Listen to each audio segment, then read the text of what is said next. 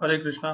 नमो ओम विष्णुपादाय कृष्ण पृष्ठाय भूतले श्रीमते भक्ति वेदांत स्वामिनिते नामिने।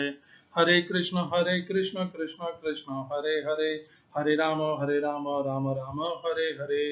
श्रील एसी भक्ति वेदांत स्वामी प्रभुपाद की जय। आचार्य महात्मा गांधी जी की जय। आज की श्लोक संख्या छठे अध्याय का 5वां श्लोक भगवद गीता 2020 में आपका स्वागत है। चर्चा चल रही है छठे अध्याय की। आज की श्लोक संख्या बहुत महत्वपूर्ण श्लोक है भगवद गीता का। पुनर्कथन कर लेते हैं कल के श्लोक का।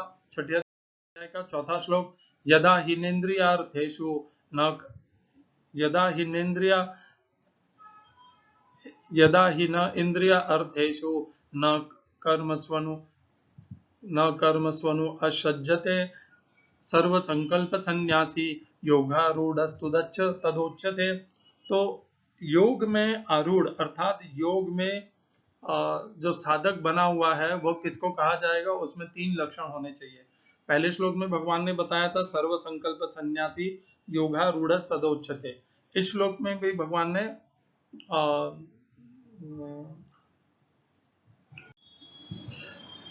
तीसरे श्लोक में भगवान ने बताया था कि शमः, जिसने मन को नियंत्रित कर लिया है, शमक कारणम उच्यते, शमक कारण बनता है। पर यहाँ पर भगवान ने 3 और कारण बताए। शम, जो मन को नियंत्रित करना है, उसके 3 और लक्षण बता दिए हैं, किस प्रकार मन को नियंत्रित करना है।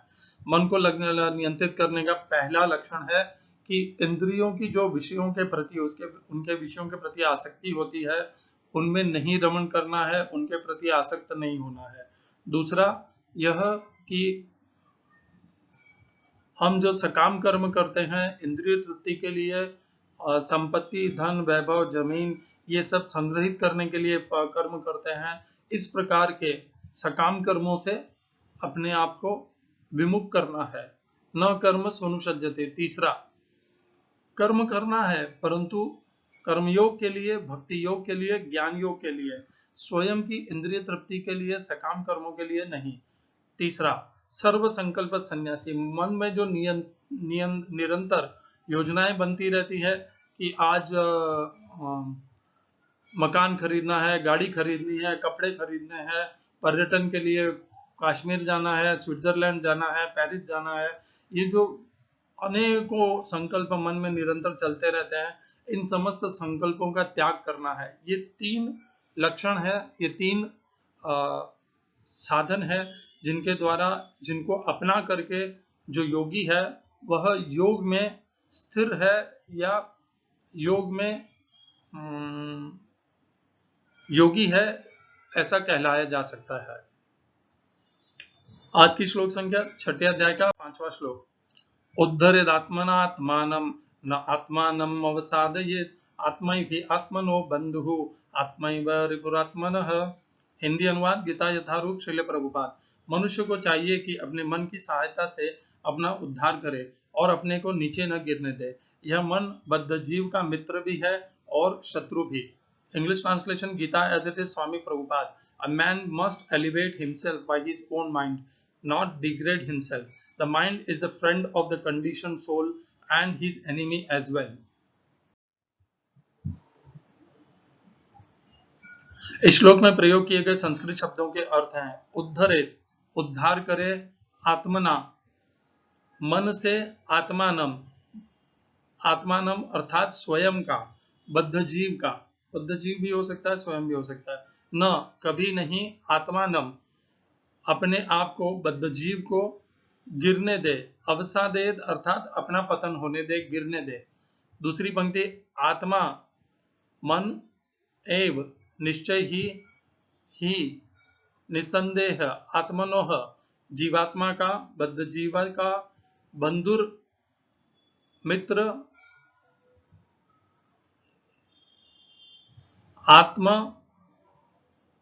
मन ही एव निश्चय ही रिपुः शत्रु आत्मन बद्ध जीव का। इस श्लोक का तात्पर्य भगवद गीता यथारूप से।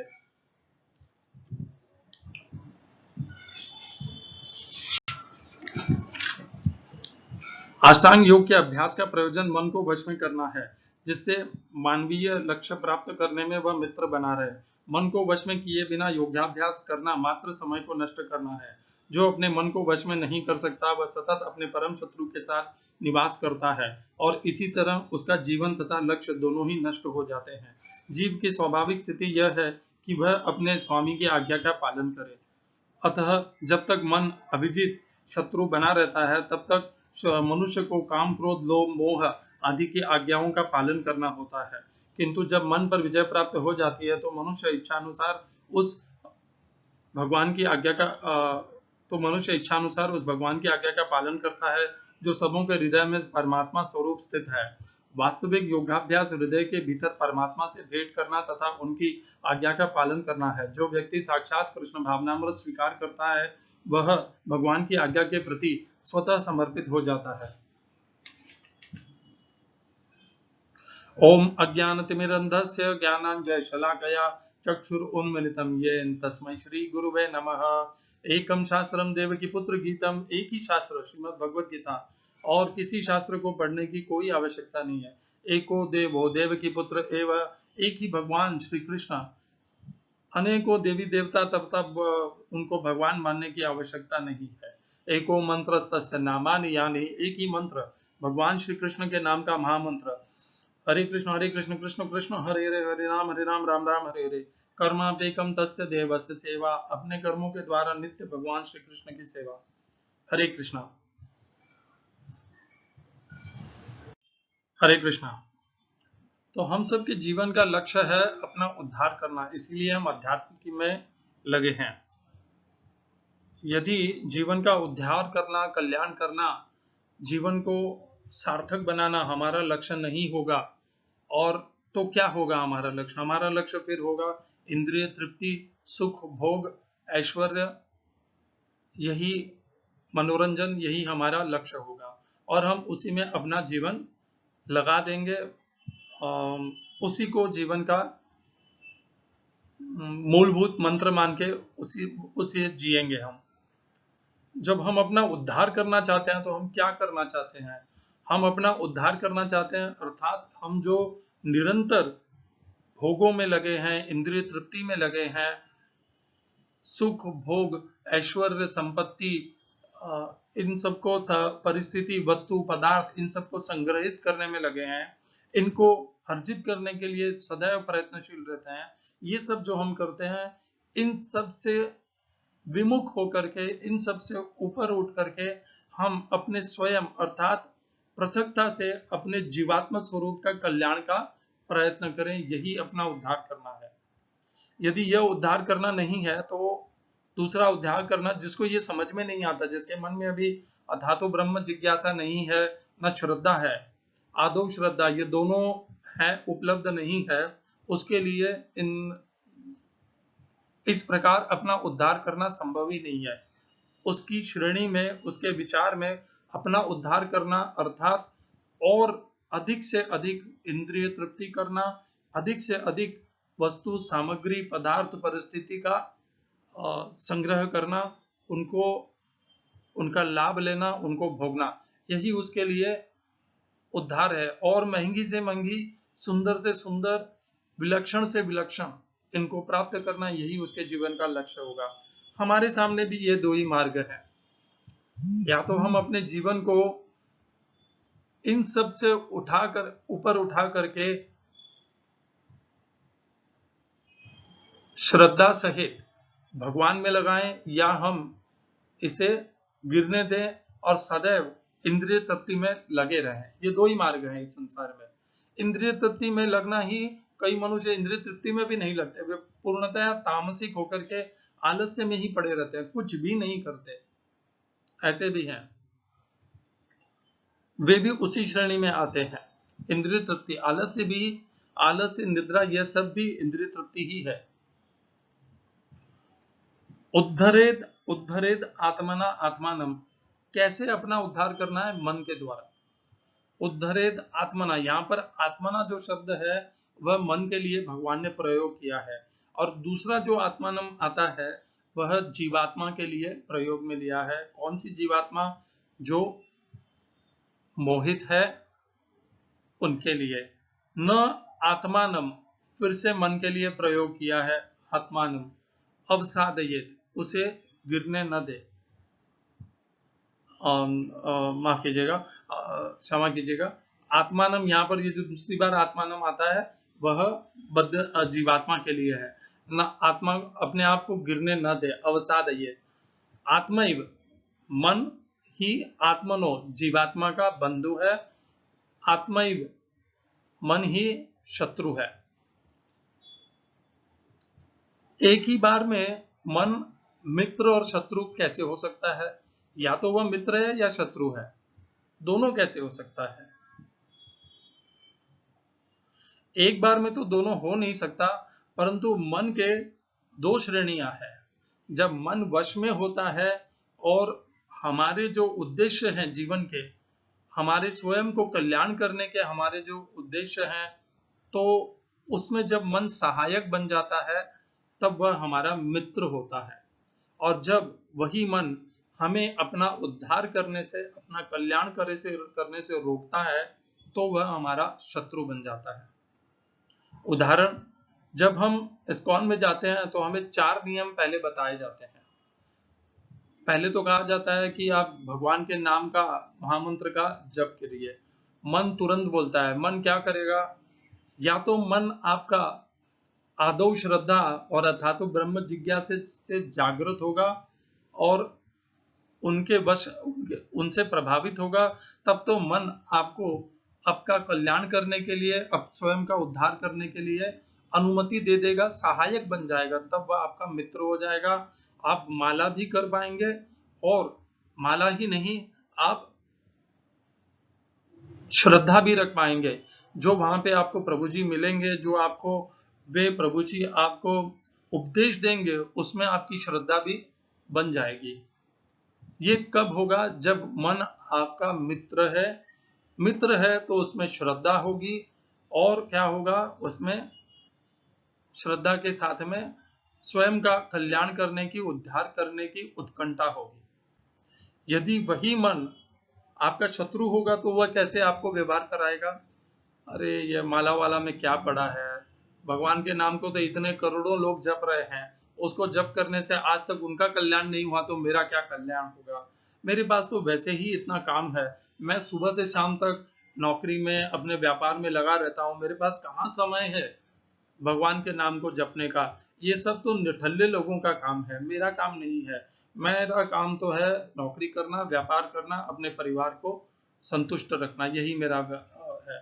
इस प्रकार वही मन आपका शत्रु बन जाएगा, आपको भगवान के नाम में श्रद्धा नहीं रखने देगा, आपको इस्कॉन के प्रभु जी जो उपदेश दे रहे होंगे उसके ऊपर भी श्रद्धा नहीं करने देगा, और आपको स्वयं का उद्धार और कल्याण भी नहीं करने देगा। फलस्वरूप आप उस मन के वशीभूत रहेंगे, और वह मन आपका शत्रु है, और आपको आपके कल्याण से वंचित कर देगा, और आपको सतत इंद्रिय तृप्ति, भोग, ऐश्वर्य, वस्तु, पदार्थ, संपत्ति, इनका संग्रह करना, इसी में लगाए रखेगा जीवन भर। आपके पास अपार होगी, फिर भी वह आपको उसमें से निकलने नहीं देगा, वह आपको उसी में लगाए रखेगा। कभी संतुष्टि नहीं आने देगा कि अभी मेरे पास इतना है कि मैं इस जीवन में अगर कुछ ना करके भी रहूं तो भी मेरे पास इतनी संपत्ति है। फिर भी वह मन आपको छोड़ेगा नहीं, आपको स्वतंत्रता नहीं देगा, वह आपके ऊपर अपना प्रभाव जमा करके रहेगा, आपको अपना बंदी बना के रखेगा। आपको, आपके भीतर श्रद्धा, भगवान के प्रति समर्पण, यह सब स्वयं का उद्धार करने के लिए प्रयत्न और साधना करना, इन सब में कभी नहीं जाने देगा। क्या आवश्यकता है? आपको पता है, चलिए आपके पास 10 करोड़ रुपए की संपत्ति है, और अब ये 10 करोड़ पर्याप्त हैं आपको इस जीवन में निर्वाह करने के लिए, आपके और आपके परिवार के। फिर भी वह मन आपको और दौड़ाएगा और प्रयत्नशील कराएगा, उस 10 को 11, 12, 15, 20 बनाने में लगाए रखेगा। कैसे करता है वह यह मन? क्योंकि वह आपका शत्रु है, वह आपके अंदर श्रद्धा को स्थिर नहीं होने देता। किसमें श्रद्धा? भगवान में श्रद्धा, भगवत गीता में श्रद्धा। इस श्रद्धा को पनपने नहीं देता वह आपके अंदर, ना वह आपके अंदर स्वयं का उद्धार, कल्याण करने के लिए बुद्धि देता है, अथा तो ब्रह्म जिज्ञासा नहीं उत्पन्न होने देता। तो यह मित्र, यह जो मन है, यह हमारा मित्र भी बन सकता है और हमारा शत्रु भी बन सकता है। वह हमें किस प्रकार प्रभावित करता है, सब कुछ इस पर निर्भर करता है। छठे अध्याय का 7वें अध्याय का श्लोक याद करिए, जिसमें भगवान बताते हैं कि ये मन क्या है। तो भगवान बताते हैं 7वें अध्याय का चौथा श्लोक है, भूमि आपः अनलः वायुः खम मनो बुद्धिरेव च अहंकारमिति यम्मे भिन्ना प्रकृतिरष्टधा। भगवान ने बताया कि मेरी 8 प्रकार की अपरा प्रकृति है, उसमें जड़ है, भूमि आप अनल वायु और खम। फिर भगवान ने बताया मन बुद्धि अहंकार, ये 3 जो है ये सूक्ष्म है। मन बुद्धि अहंकार ये भी भगवान की प्रकृति है। चूंकि भगवान की प्रकृति है इसलिए यह सत्व गुण और तम इन तीनों गुणों के प्रभाव में है। और जब तक हम इस मन को, बुद्धि को और अहंकार को सत्व रज और तम इन तीनों गुणों के पार नहीं ले जा पाएंगे, स्वयं के साथ जो मन बुद्धि और अहंकार हमारे साथ जुड़े हैं, हम जीवात्मा के साथ जब तक हम उनको शुद्ध नहीं करेंगे। हमने ये तो जान लिया, बार बार अब इसको नहीं कहूंगा, मन मित्र भी हो सकता है, शत्रु भी हो सकता है। जब हम जन्म लेते हैं उसके बाद में हम जिस प्रकार का अपने आसपास ये मनुष्य समुदाय देखते हैं, समाज देखते हैं, इसमें सब कुछ, सबका मन उनका शत्रु ही रहता है। बहुत कम मनुष्य होते हैं जिनका मन उनका मित्र रहता है, ज्यादातर शत्रु ही होता है। हमें अपने प्रयत्न से, हरे कृष्णा, तो हम इस मन को मित्र और शत्रु कैसे बना सकते हैं? ये भगवान की कृपा ही होती है कि मन हमारा मित्र और शत्रु कैसे बनता है, जिसके लिए भगवान ने यही कहा था 7वें अध्याय के 28वें श्लोक में, येषां त्वन्तगतं पापं जनानां पुण्य कर्मणां ते द्वंद्व मोह निर्मुक्ताः भजन्ते मां दृढ़व्रताः। मार्ग तो वही है जो हमने अभी पिछले श्लोकों में जिनकी चर्चा की थी। यज्ञ दान तप, इन कर्मों के करने से हमारे भीतर हमने जितने भी पाप कर्म किए हैं वे इनका विनाश होता है और पुण्य कर्मों की वृद्धि होती है। और जब पुण्य कर्मों की वृद्धि होती है तब हमें भगवान की भक्ति, आदौ श्रद्धा अथा तो ब्रह्म जिज्ञासा, इनकी प्राप्ति होती है। और यही हमारे मन का मित्र बनने का क्षण भी है।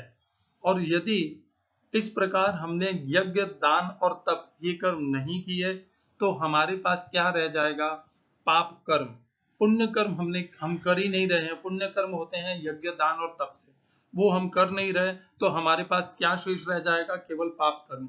और जब पाप कर्म शेष रहते हैं तो उस समय हमें वही मन हमारा शत्रु बनेगा, वह हमारा मित्र नहीं बन सकता है। तो मन को यदि मित्र बनाना है तो अपने कर्मों में यज्ञ दान और तप इनकी वृद्धि कीजिए। इनकी जब आप वृद्धि करेंगे तो पापों का अंत होगा और पुण्य कर्मों की वृद्धि होगी। उसी से भगवान की कृपा प्राप्त होगी और कृपा प्राप्त होके आदौ श्रद्धा मिलेगी भगवान के भक्तों में, भगवान के वचनों में, भगवत गीता में। इस प्रकार की जब श्रद्धा होगी तब स्वयं का कल्याण करने के लिए भी प्रवृत्ति होगी, साधना करने की दृढ़ता होगी। नहीं तो जब इस्कॉन में आप जाओगे, वो प्रभु जी कहेंगे आज से आपको 4 निषेधों का पालन करना है। पहला, आपको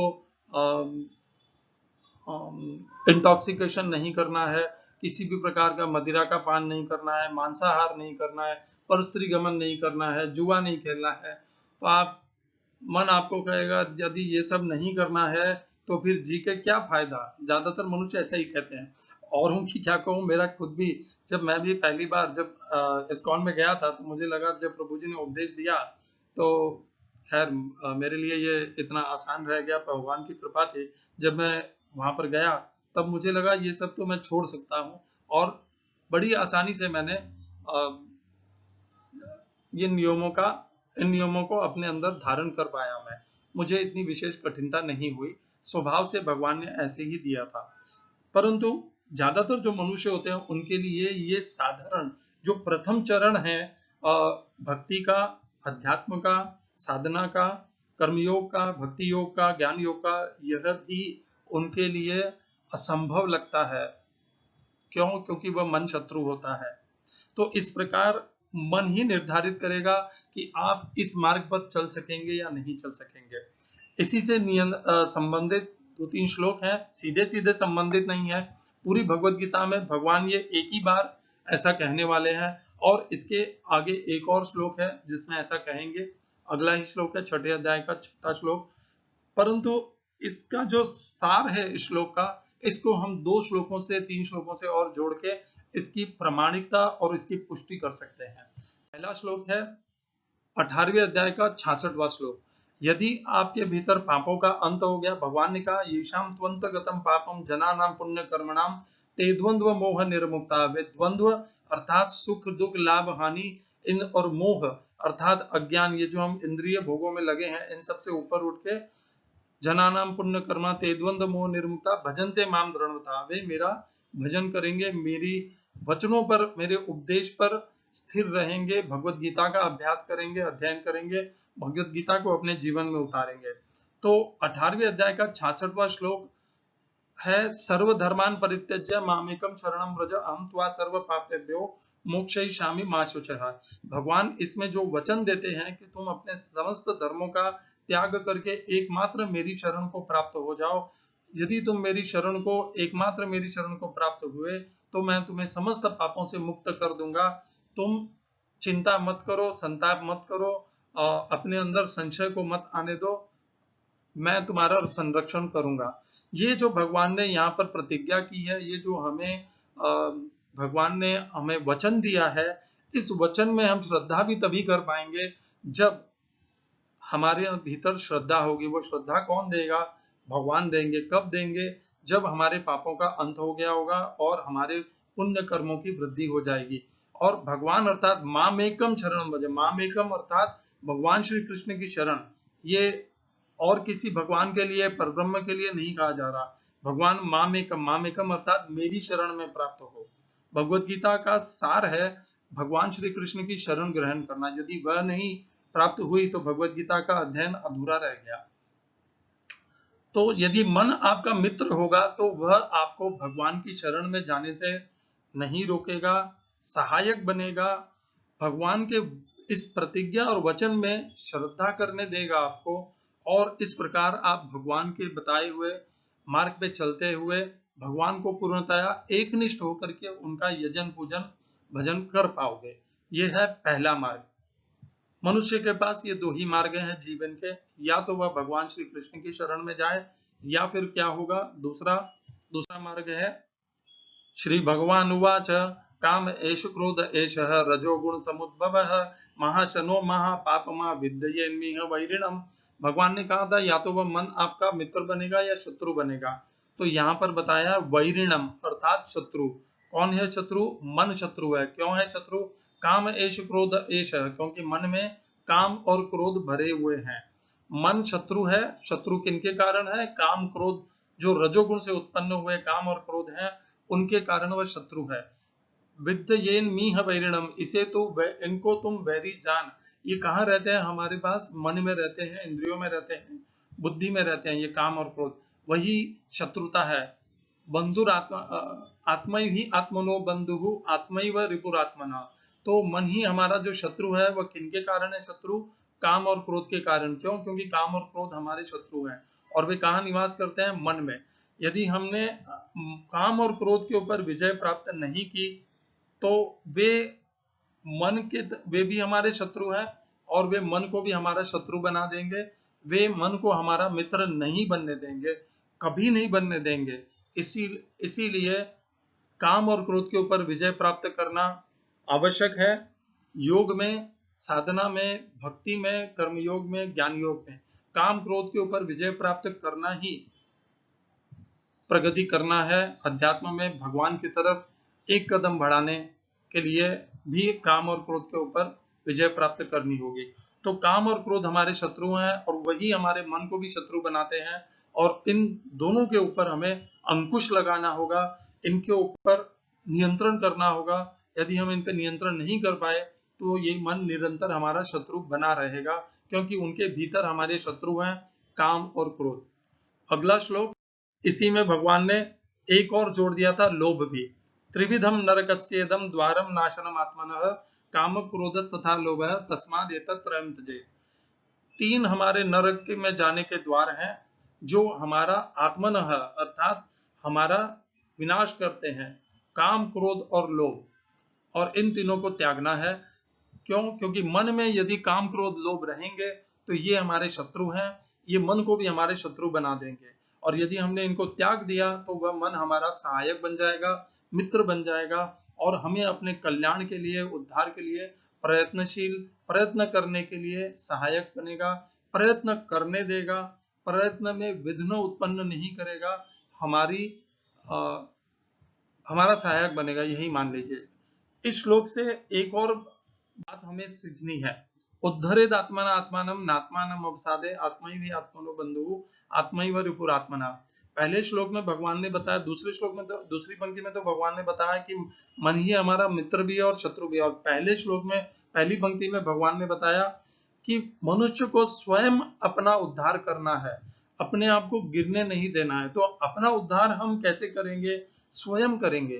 तो ये जो वो जो क्या नाम है, मैं उनका भूल जाता हूँ यार, वो तो जैसे इस्कॉन में भी इस प्रकार का प्रचलन है कि दीक्षा गुरु आपके स्वयं पापों को हर लेंगे, इस प्रकार नहीं होता है, हमें स्वयं अपना उद्धार करना होगा। ये जो श्लोक भगवत इस्कॉन में प्रचलन है कि दीक्षा गुरु पापों को हर लेता है, यह भगवत गीता के साथ में मेल नहीं खाता है। इस्कॉन से विनम्र प्रार्थना है कि इस प्रकार का भ्रम भक्तों में डालना बंद कर दे। और वो जो बाबा है, क्या नाम है उनका यार, सिद्ध बाबा जो भी हैं, जिनके 2 मिलियन 3 मिलियन फॉलोअर्स हैं, तो वो जो कहते हैं कि मेरे गुरु ने मुझे अपने हस्तदंड से छुआ और उसके माध्यम से मुझे ब्रह्म ज्ञान प्राप्त हो गया और मेरा उद्धार हो गया, ऐसा कुछ नहीं होता। वो झूठ है, छलावा है, छल है, कपट है। मनुष्य को स्वयं अपना उद्धार करना होता है, अपने प्रयत्नों के द्वारा, अपनी साधना के द्वारा अपना स्वयं का कल्याण करना होता है। गुरु उपदेश दे सकता है, मार्ग दिखा सकता है, आपको समय समय पर सतर्क कर सकता है, परंतु इस मार्ग पर प्रयत्न तो हमें स्वयं ही करने होंगे, अर्जित भी हमें स्वयं ही करने होंगे। ये ट्रांसफरेबल नहीं है, कर्मों के फलों को स्थानांतरण नहीं किया जा सकता। उद्धरेद आत्मना आत्मानम नात्मानम अवसादयेत्। मनुष्य को अपना कल्याण स्वयं ही करना है, अपने आप को गिरने नहीं देना है। उद्धरेद आत्मना आत्मानम। हरे कृष्णा। श्रील एसी भक्ति वेदांत स्वामी प्रभुपाद की जय। आचार्य महात्मा गांधी जी की जय।